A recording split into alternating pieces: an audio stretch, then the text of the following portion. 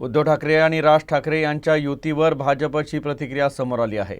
राज्याचे महसूल मंत्री आणि ज्येष्ठ भाजप नेते बावनकुळे यांनी या युतीवर म्हटलं आहे की ही युती राजकीय आहे।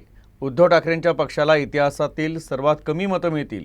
नेहमीप्रमाणे जुनेच रडगाणे ऐकवण्याऐवजी उद्धव ठाकरे यांनी विकसित मुंबईचा आराखडा सादर करावा, हे त्यांच्याच हिताचंच राहील असा सल्ला बावनकुळेंनी दिला। आज या ठिकाणी आपण सांगितलं की युती झाली आहे।